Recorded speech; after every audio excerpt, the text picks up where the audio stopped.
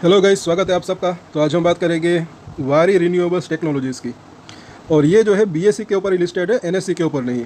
इसके क्वार्टर 4 के रिजल्ट आ चुके हैं, उसके बारे में हम चर्चा करेंगे। काफ़ी मल्टीबैगर रिटर्न दे चुका है और यहाँ पर ये कहाँ तक जा सकता है वो हम देखेंगे।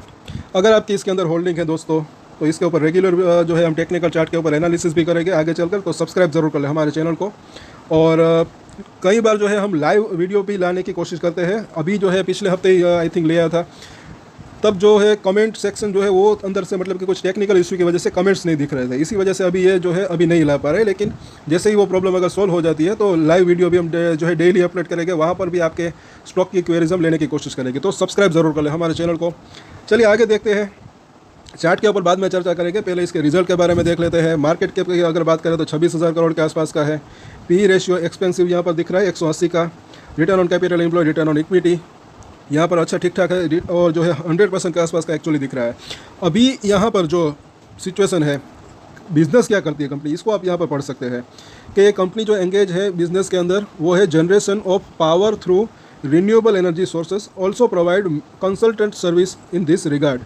और Waaree energy is one of the largest vertical integrated new energy company and जो है it's as India's largest solar panel जो है उनका मैन्युफैक्चरिंग करती है manufacturing capacity of solar panel manufacturing capacity of 12 gigawatt at its plants in Chikhli, Surat and Umbergaon in Gujarat के अंदर। अब हम आगे देखते हैं, पहले तो इसके रिजल्ट के बारे में। आई थिंक आपने इसके अंदर जो है कुछ लोगों को पता होगा, लेकिन फिर भी यहाँ पर हम एनालिसिस करते हैं। यहाँ पर कैसे इसके रिजल्ट आए, तो क्वार्टरली रिजल्ट की अगर बात करें तो क्वार्टर ऑन क्वार्टर तो डेफिनेटली अच्छा खासा रेवेन्यू बढ़ा है इसका, और नेट प्रॉफिट भी जो है वो भी काफ़ी ज़्यादा बढ़ा है, 12 करोड़ से 54 करोड़ के आसपास। लेकिन अगर क्वार्टर ऑन क्वार्टर देखें तो रेवेन्यू के अंदर थोड़ी सी गिरावट और नेट प्रॉफिट के अंदर भी गिरावट।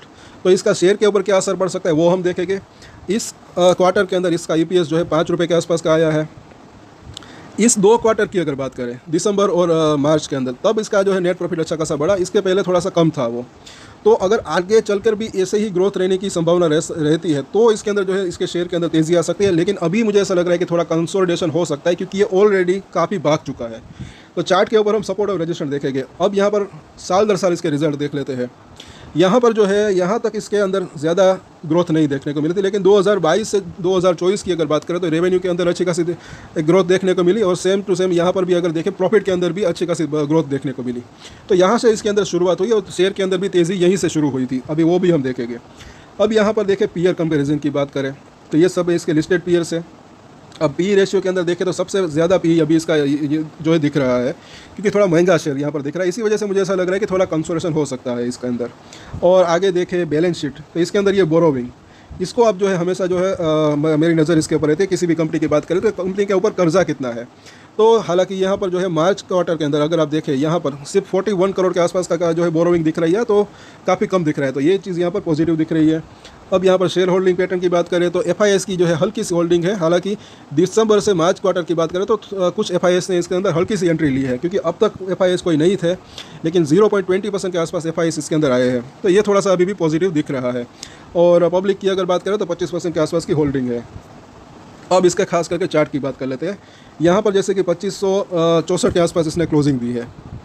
यहाँ पर जो इसने सपोर्ट लिया था पिछली बार 2410 रुपये के आसपास, पहला सपोर्ट ये दिख रहा है। अगर सर्किट 5% का जो नीचे का सर्किट अगर लगता है तो उसके बाद इस लेवल के आसपास ये सपोर्ट लेने की कोशिश कर सकता है। लेकिन अगर ये लेवल को संभल नहीं पाता यहाँ पर तो और नीचे जा सकता है। कहाँ तक नीचे जा सकता है वो हम देखेंगे। उससे पहले अगर आप नए हैं इस चैनल के ऊपर तो मैं आपको बता दूं कि देखिए, मुझे ऐसा लग रहा है कि कोई भी शेयर हो उसके सपोर्ट और रजिस्टेंस जो होते हैं वो काफ़ी यूज़फुल रह सकते हैं, क्योंकि अगर एक सपोर्ट नीचे की तरफ टूटता है तो उसके बाद का जो सपोर्ट होता है वहाँ तक जाने की संभावना रहती है, और एक रजिस्टेंस अगर ऊपर की तरफ का एक रजिस्टेंस टूटता है तो उसके बाद का जो रजिस्टेंस होता है वहाँ तक जाने की संभावना रह सकती है, कोई भी शेयर हो, ऐसा मुझे लग रहा है।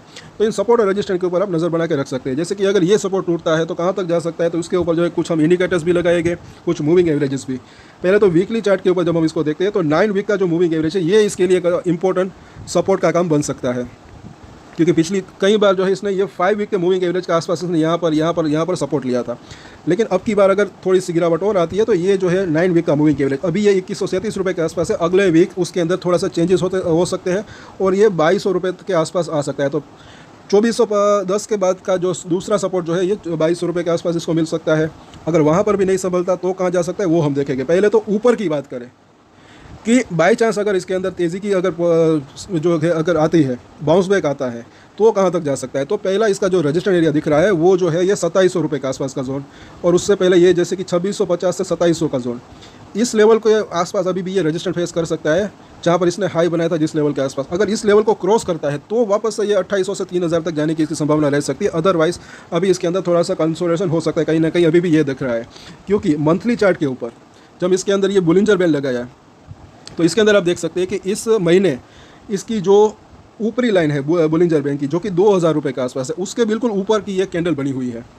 और ये ऐसी सिचुएशन जो है ज़्यादा देर तक नहीं रह सकती, ऐसा मुझे लग रहा है। कहीं ना कहीं ये जो बोलिंजर बैंड है ऊपर की लाइन और नीचे की लाइन, शेयर का प्राइस इसकी जो कैंडल है इसके अंदर आ सकती है।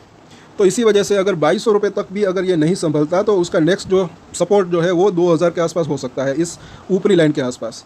और यहाँ पर डेली चार्ट के ऊपर जब इसका बोलिंजर बैंड लगाते हैं तो यहाँ पर भी अभी इसकी जो मिडिल लाइन है वहाँ पर भी इसको सपोर्ट मिल सकता है, और यहाँ पर ये सपोर्ट लेने की कोशिश भी कर रहा है। और लेकिन अगर यहाँ पर इसको ये नहीं संभलता तो इसकी जो निचली लाइन है अभी 1900 रुपये के आसपास है, ये भी 2000 के आसपास है। इनके अंदर डेली चेंजेस होते रहते हैं, डेली चार्ट है ये। तो ये अभी धीरे धीरे ऊपर आ रही है, तो ये भी जो है 2000 तक आने की इसकी संभावना रह सकती है आने वाले दिनों के अंदर। तो जैसे कि हमने चर्चा की सपोर्ट की, तो वो हम यहाँ पर जो है एक साथ अभी हम आखिर में देख लेंगे। 2410, 2200 और 2000 वहाँ पर इसको सपोर्ट मिल सकता है। और रजिस्टर की भी हम बात करेंगे। फिलहाल जो है यहाँ पर MACD को बात करें तो यहाँ पर एक बेरिश क्रॉसओवर हुआ है। तो अगर ये जैसे कि हमने चर्चा की 2700 से 2750 को अगर क्रॉस करता है तो इसके अंदर वापस से तेज़ी की संभावना हो सकती है, और ये ऊपर की तरफ इस तरीके से कर्व ले सकता है, बुलिश क्रॉसओवर हो सकता है। अदरवाइज कंसोलिडेशन ही यहाँ पर चालू रह सकता है थोड़ा बहुत। RSI की बात करें तो 56 के आसपास है, न्यूट्रल कंडीशन यहाँ पर दिख रही है। तो अगर गिरावट भी अगर आती है तो नीचे में अभी भी जगह है, ऐसा यहाँ पर लग रहा है। क्योंकि अगर RSI 30 के आसपास आता है तब ओवरसोल्ड के आसपास पहुंचा है, ऐसा कह सकते हैं। वहाँ से भी जो है बाउंस बैक आने की संभावना रह सकती है। और अगर ये 2000 तक आता है तब RSI इसका 30 के आसपास आ सकता है, ऐसा ही फिलहाल लग रहा है यहाँ पर। तो अब इसके सपोर्ट और हम रजिस्टर देखें तो 2564 का प्राइस है। नीचे में जैसे कि हमने बात की, एक तो 2410 से 2420 के आसपास का ये पहला सपोर्ट दिख रहा है। उसके बाद देखें तो 2200 रुपये के आसपास का जोन, और उसके नीचे जो है 2000 के आसपास का जोन। तो ये तीन सपोर्ट अभी शॉर्ट टर्म की बात करें तो यहाँ पर दिख रहे हैं। और रजिस्टर की बात करें तो पहला रजिस्टर राउंड फिगर नंबर में देखें तो 2700 रुपये के आसपास का जोन। अगर ये लेवल पार होता है तब इसके अंदर तेज़ी की जो है संभावना रह सकती है। उसके बाद जो है 2800 से 3000 तक जाने की इसकी संभावना रह सकती है, जो इसने पहले यहाँ पर एक हाई बनाया था, यहाँ पर और यहाँ पर 2 बार, और ये डबल टॉप बना है। तो अगर 2700 2750 को अगर ये पार नहीं करता तो मतलब कि अभी भी कंसोलिडेशन या फिर गिरावट की संभावना थोड़ी बहुत हो सकती है। क्योंकि क्वार्टर ऑन क्वार्टर इसके रिजल्ट देखें तो उसके अंदर थोड़ी सी रेवेन्यू और प्रॉफिट के अंदर गिरावट आई है। हालांकि साल दर साल रेवेन्यू और प्रॉफिट बढ़े हैं, लेकिन क्वार्टर ऑन क्वार्टर थोड़े से गिरावट आई है प्रॉफिट और रेवेन्यू के अंदर। तो देखना बनता है सोमवार को क्या होता है। तो आप ये सपोर्ट और रजिस्टर जो है उसके ऊपर नज़र बना के रख सकते हैं। 2410 रुपये का लेवल संभल पाता है नहीं, जहाँ पर यहाँ पर एक बार इसने लो बनाया था, वो देखना बनता है। सोमवार को वापस से इसके ऊपर हम चर्चा करेंगे। तब तक के लिए अगर आपको ये जानकारी अच्छी लगे तो लाइक ज़रूर करें, शेयर करें और सब्सक्राइब कर ले हमारे चैनल को। और एक स्टैंडर्ड डिस्क्लेमर जो कि मैं हमेशा देता हूँ, आप कोई भी ट्रेड ले उससे पहले अपनी रिसर्च करें, अपने फाइनेंशियल एडवाइजर की सलाह ले, उसके बाद ही कोई डिसीजन ले तो उसकी जिम्मेदारी मैच्योरिटी के साथ खुद ही ले। ये वीडियो मैंने एजुकेशन पर्पस के लिए बनाया, मेरी तरफ से कोई भी बाय या सेल की रिकमेंडेशन नहीं है। Thank you.